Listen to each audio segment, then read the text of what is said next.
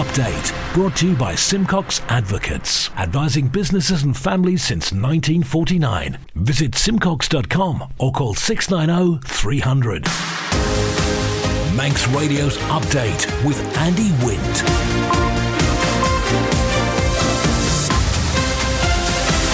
Faster my good evening at 5:30. This is Update for Friday, 5th of April 2024 from Manx Radio.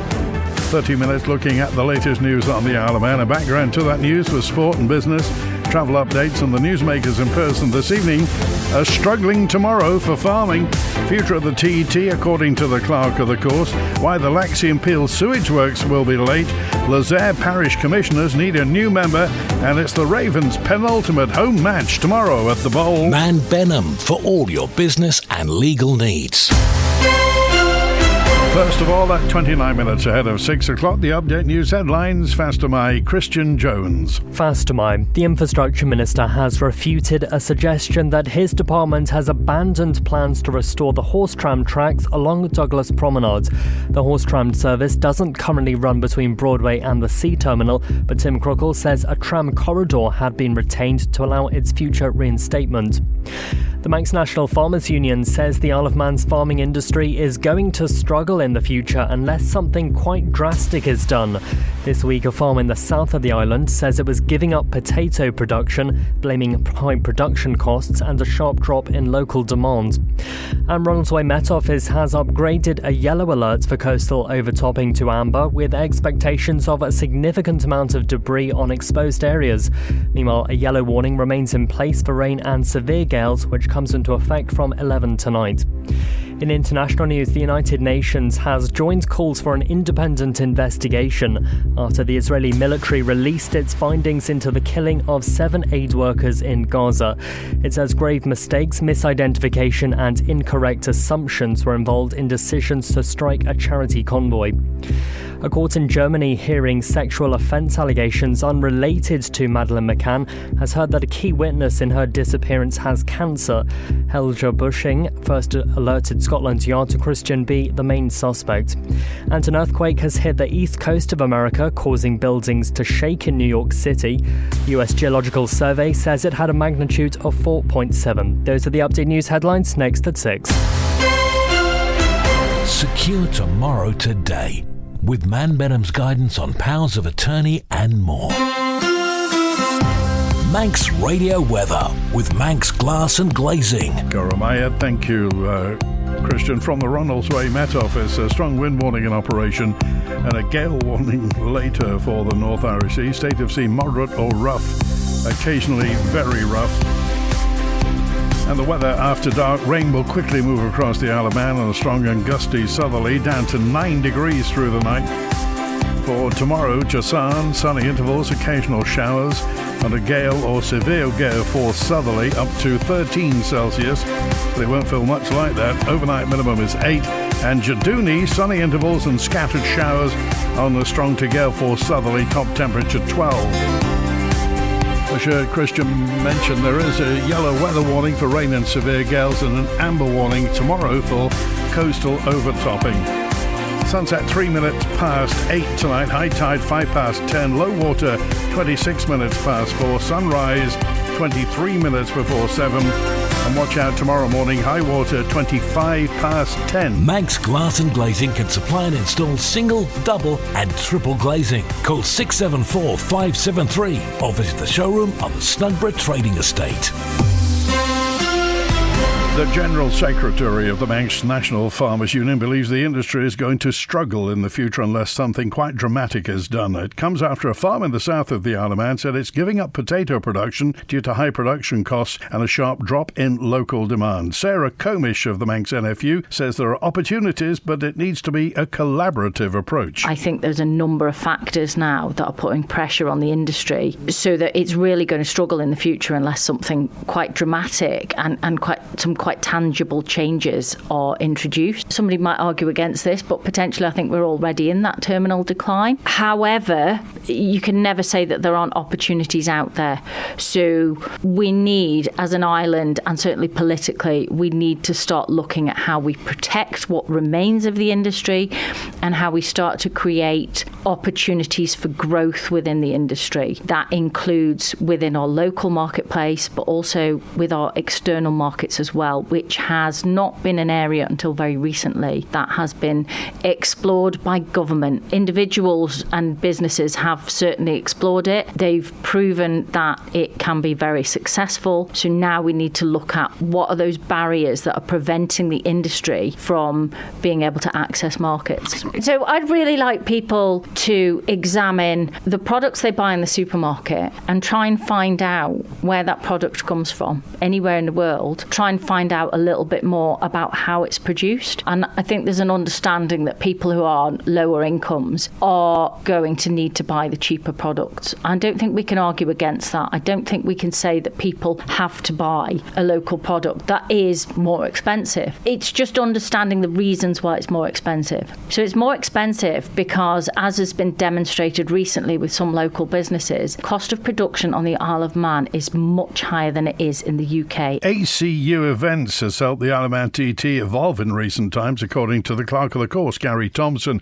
Gary comments after the motorsport body signed a new 10-year deal to remain as race organisers for the event until 2033. Gary Thompson. I think the TT from when we took over as race organiser in 2008 to where we are now is a different TT. Greater expectations around risk management and governance. That's increased over the last 20 years or so. Motorcycle racing has become more professional. Technology's continually improved on motorbikes and thus become more sophisticated, which obviously brings higher expectations. The event itself has become more commercial, increase in revenues, and in doing so then brings added pressures on the whole event, really, including the race organiser. Safety's improved significantly. We had the 2-year hiatus with COVID-19, which allowed us to do a root and branch review of the whole TT, including safety. I think at the moment, the biggest pressure we have is insurance. Having said that, we are in a good place with regard to insurance for the TT. The ACU itself has its own captive insurance, so that's a big plus. The insurance market has hardened, and the ACU has taken steps to safeguard against that. There are those out there that can be critical at times of the way the ACU runs things, whether it's the organisation of sessions, the schedule overhaul, the road closures. Are they too much of an inconvenience for residents? What do you make of some of the criticism that maybe ACU gets in that regard? Obviously, we listen to it, we hear it, but I think in many respects that criticism levelled against us probably comes from individuals who don't know the event that well or don't know what's involved in planning the event. I mean, we don't just rock up the day before first practice. The organisation of the TT is a 365-day-a-year job. There's a lot goes into this. The risk assessment, the event safety plan, all the other event documentation, the liaison with residents around the course, farmers, landowners. It's a massive event to put on. The only radio station that's Manx, and we're proud of it. Celebrating 60 years. This is Manx Radio. Manx Utilities has published a more detailed update on issues affecting the development of sewage treatment plants at Laxey and Peel. The work, which aims to stop the discharge of raw sewage into the sea, has been delayed. The story with Lewis Foster. In both cases, the authority says it's due to difficulties getting specialist equipment and contractors from the UK and delays during land acquisition. The new completion date for the Peel works is the end of 2026, a year later than hoped, but Manx Utilities says it should be able to install screening equipment earlier in that year to,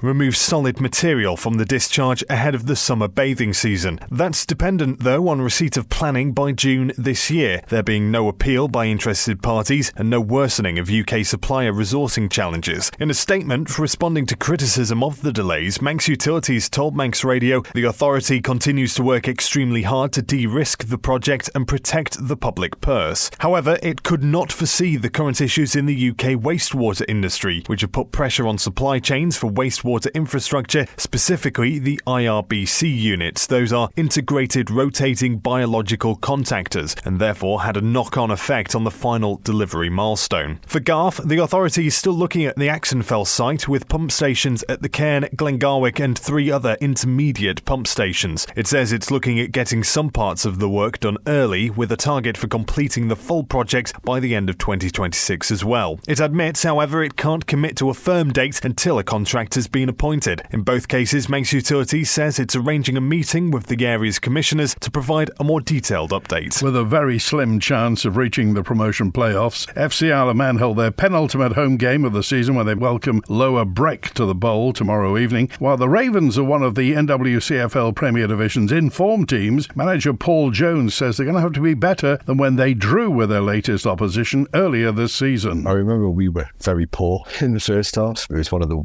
worst we've played in away from home to that point. Lower Breck are a very good side. Their form has picked up dramatically over the last kind of 10-12 weeks or so, and they're winning regularly and scoring a good number of goals, and they're a really good footballing side with clever players who move the ball around quickly and change position and rotate their positions quickly. So yeah, it'll be a real challenge on Saturday, but one that we're looking forward to. The biggest challenge will be mindset. You can't rest on your laurels at any level of football, let alone in our league, and just because you played a good game, it doesn't give you the right to play well the next game. So it's about everybody kind of making sure that they don't take a good performance for granted, and they put the work in that's required in order to get on top in a game of football, to then go and hopefully kind of create some chances and put them away. How big a challenge is it ahead with the schedule that you've got to try and pick up as many points as you can? Yeah, it's going to be a big challenge. It's not just us. There's other teams that are going to be playing far more frequently than us over the next kind of couple of weeks, but because we've still got this small chance of getting into the playoffs, our fixtures need to be played by the 20th of April, and that's what we'll have to do, and I'm sure we'll be able to get a good group out on the pitch no matter who we're playing. We'll have Tuesday, Friday, Saturday next week, and then the following week looks like it's going to be Tuesday, Thursday, Saturday, so it's going to be a good opportunity to use the squad, because we'll have to do that, and I trust every player that pulls on the shirt will be able to put a performance together to give ourselves the best chance possible of winning the game. So if we can stay fit and healthy, we can stay as fresh as possible, and we can make as few changes to how we do things as possible, then we'll give ourselves a good chance of getting as many points as possible and see how close we can be to that 5th position come the close of play on the 20th of April. The Isle of Man in 30 minutes. Update on Manx Radio with Andy Wint. Fast am I, it's 18 minutes before 6 this windy Friday evening, live from Douglas in the Isle of Man. Lezayre Parish Commissioners are looking for a new member to join the board after a by-election held towards the end of last year failed to gain interest or nominations. It was subsequently pushed back into this year, with a successful candidate remaining on the board until the local authority elections next year. Chairman Julian Tear was asked what sort of person would thrive in the position. It's really someone concerned about the running of the parish and the delivery of public services. They know themselves from their own life experiences what is relevant and what isn't. They will have concerns about how much they're paying for certain things. They will have concerns about services. If they can be a member of the commissioners, they can directly put that input into what the commissioners decide. This seat has been empty for quite some time. I think it was November there was a failed by-election. So what has the local authority done between then and now to make sure that there is more interest and there won't be another failed by-election? We've gone to some extent to try and publicise this more. This time we're putting posters up to try and bring it to people's attention that there is a vacancy in Lezayre Parish. Before, it only really had the one statutory advert in the local paper. Well, not everyone reads local paper, so we're trying to publicise it more now. And what do you think are the top issues that are facing Lezayre at the moment? The amount you pay in rates. Also, we're concerned with the ongoing Ramsey Town boundary extension. We want to keep our parish as intact as we possibly can. All I can say is local authorities are important, run by well-meaning people that do their best to support the community. It is far better to have local people involved than something that is distant and out of reach. Manx Radio Business Briefing. Credit data firm Experian agreed to buy Ilion, one of the leading consumer and commercial credit bureaus in Australia and New Zealand, for up to 820 million Australian dollars. Experian noted in a press release today that a series of regulatory reforms in Australia have introduced comprehensive and positive data and open data services and have widened the array of data assets, scores and analytical insights being adopted by banks and other institutions. For a full daily market report, go to ramseycrookall.com. Samsung Electronics expects profits to jump by more than tenfold for the first 3 months of 2024 year-on-year. It comes as the price of chips have recovered from a post-pandemic slump and demand for artificial intelligence-related products booms. South Korea-based Samsung is the world's largest maker of memory chips, smartphones and TVs. It's scheduled to release a detailed financial report on the 30th of this month. The technology giant estimates its operating profit rose from 6.6 trillion won, it's about 3.9 billion sterling, in the January to March quarter, 931% higher than the same period last year. That beat analyst expectations by about 5.7 trillion won. Earnings are expected to be boosted by a rebounding global semiconductor prices after a severe downturn in a year earlier. Global memory chip prices are estimated to be up 20% in the last year. The Stock Market Report, brought to you by Ramsey Crookall. UK and European markets closed down. The dollar strengthened after data showed US employers hired far more workers than expected in March. Oil extended gains and gold gained too. The numbers reported by Ramsey Crookall at the close in London, and the FTSE 100 down 0.8%, 7,911. The DAX in Frankfurt at the close down 1 3/10%, 18,163. In New York City a short time ago, the Dow Jones Industrial up 0.2% at 38,851. The Nasdaq Tech Stocks Index up just over a percentage point at 16,220. The S&P 500 in the Midwest up just over 0.9% at 5,194. In the exchange markets, the British pound sterling's trading at $1 26.3 cents, €1 16.5 cents, and 23 South African rand 55.8 cents. In commodities, gold's up 1 6/10%, $2,325 per troy ounce, and a barrel of Brent crude up 0.25% at $91.23. I'm running late again. Do you know where I put my car keys? In the fridge. Where's my phone? Under the dog basket. Bye. You haven't forgotten that we're seeing Ramsey Crookall later? Oh, no, of course not. 5 p.m, is it? 2:45. I'll be there. Life is busy. That's why Ramsey Crookall's team takes time to help you make a mindful investment decision, considering all the options, giving you full control of your financial future. Less stress, more assurance. Forgot to put my shoes on. See how we can make your money work for you. Call 717171 or visit ramseycrookall.com. Licensed and regulated by the Isle of Man Financial Services Authority. Isle of Man Water Sports. Weather with Manx Glass and Glazing. Now, this comes under the heading, you must be kidding, but here's the relevant information. If you're sailing, kayaking, windsurfing, paddleboarding, sea swimming, diving or surfing this weekend, sea temperature 9 Celsius. The wind for tomorrow, Saturday, south or southeasterly, force 5 to 7, veering south or southwesterly, increasing 6 to gale force 8 throughout the morning. Wave height moderate or rough, building rough or very rough throughout the morning. Wave period 6 to 8 seconds, high tide 10:30 a.m. Sunday, not much better. Southerly or southwesterly, force 7 or gale 8, decreasing force 6 or 7 in the afternoon. Wave height rough or very rough. Wave period 7 to 8 seconds. High tide Sunday morning is at 11:15. Manx Glass and Glazing are proud to be an approved contractor with Construction Isle of Man. Call the team on 674 573 or visit the showroom on the Snugborough Trading Estate. Update brought to you by Simcox Advocates, advising businesses and families since 1949. Visit simcox.com or call 690 300. Feedback's being sought on people's views of the special care baby unit at Nobles Hospital. Vicky Christian's part of a focus group at the unit which is looking to speak to parents, grandparents and others who may have visited the ward in the past 5 years. Basically, we just want to keep improving the service. There's always room for improvement somewhere.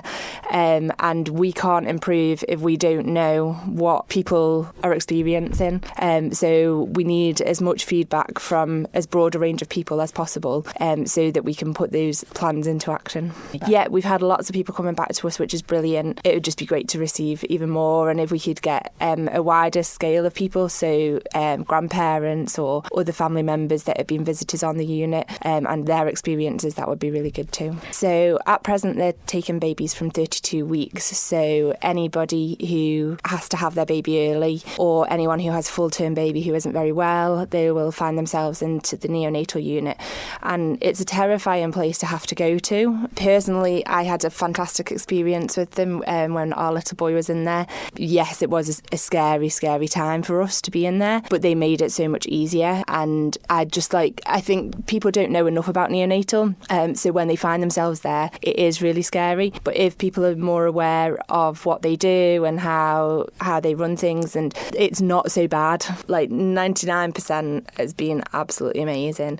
And like I say, there's always room for improvement. So yeah, it's great to gather as much as possible. Contact me through Arlo's Adventure charity, through the messenger on there. We can keep everything separate there then. With the feedback that we gather, we'd like to be able to make sure that everybody has that good experience when they're there, so that although it's terrifying when they first go, when they leave, they don't feel that way.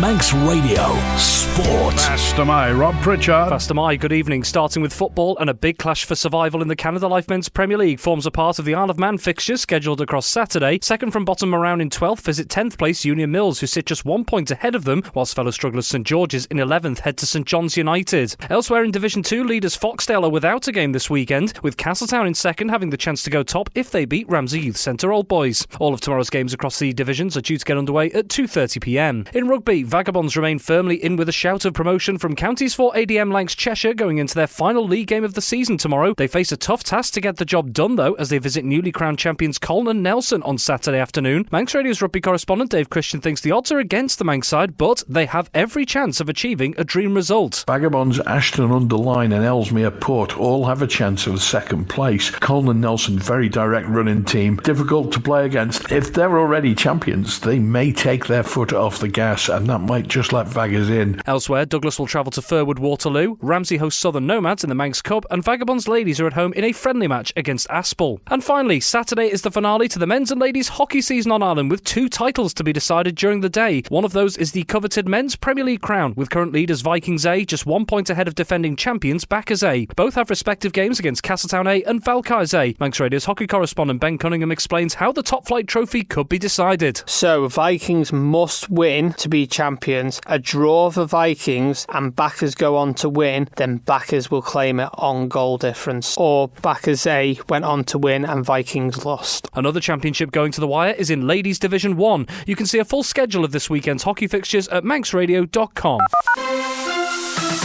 Manx Radio Travel, driven by Quayside Tyres and Service Centre. Inbound at Ronaldsway, the 7:10 EasyJet from Liverpool is on time, and then it's the 7:25 Loganair from Edinburgh on time, 7:45 EasyJet from Gatwick, 5:08 Loganair from Liverpool, and the 10:09 Loganair from London City. They're all showing on time.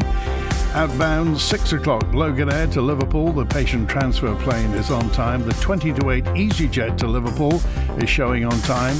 The 5:08 Loganair to Edinburgh on time. The 8:15 EasyJet to London Gatwick is on time. On the road, temporary lights on the TT course for building work between Bishop's Court and Ballaugh, and temporary speed limits on the lower part of the TT course in preparation for the TT. Temporary lights on the main road at the Whitestone roundabout for manhole replacement in Ballasella. Temporary lights on Bratton Road near the Strand Close for a temporary crossing, and temporary lights in Laxey on New Road between Old Laxey Hill and Lurgy Graw for crane work. Hillside Avenue to Circular Roads closed in Douglas for window replacements. Part of Swethlin Road closed till November for building work. Temporary lights on the Andrews Road north of the village. Temporary lights on the Coast Road at Knocksherry at the Switchback Junction for drainage work. And some water main work, so we got phase closures at the Starvey Road, phase closures at Ballykill Ferrick, and Keandrockard Road in Andrews is closed. The Fastcraft left Douglas at 20-4. She's in Liverpool, should be in the next 20 minutes or so, leaving at 7:15, back to Douglas at 10 tonight. Manxman isn't coming back to Douglas, well, certainly not with passengers, and everything else till Sunday night at least has got pink all over it. Cancellations or rescheduled. Quayside Tyres and Service Centre with 1 year's free engine warranty from Castrol. Get more with Quayside. Update Brought to you by Simcox Advocates. And the matrix signs at Bargarrow, Hilbury, Sulby and Ramsey showing fog on the mountain road. The United Kingdom's made a right hash of efforts to roll out free childcare. The view of the owner of Hopes and Dreams Childcare Group. Later this month, Tynwald will be asked to approve a new childcare credit scheme for the Isle of Man, and Gary Pearce says he's confident we'll have a better approach. I'm delighted that we're making progress. I think the amount of time it's taken to get to this stage has been necessary. The challenge for government has been in engaging with a very diverse sector, and in the 25 years I've been involved in childcare, these last few years have been way more dialogue backwards and forwards between the sector and government to get this right, because on the adjacent island, from my perspective, they're making a right hash of it, and the headlines are very, very attractive: free childcare, but actually the sector is really under immense pressure to be able to deliver that. And in reality, I think parents are finding that, one, it's not free if it's available. And it's not free because the headline is so many hours free, depending on the age of the child, but that's term time only. And if you've got a working situation all year round, you end up having to pay in the other parts of the year, so it's not free. But a lot of settings in England are saying, well, look, we can't afford to take the free places or deliver the free service because governments aren't paying enough for that. Now, local government here have been great in engaging with the sector and understanding, well, what are the problems for the sector? And they haven't sort of constrained us with that. What they've done is provide the level of support that gives parents choice of where they utilise that money to get the right childcare for their needs and their means. And that's got to be way better than the situation that we've got across the water. That's it for Update Tonight, compiled from the resources of Manx Radio's news department. Thanks to newsreader Christian Jones, producer Chanel Suku. After the news, Rob Pritchard with the sport, Chris Kinley with the hits at 6:30, and I'm back on Monday. WINT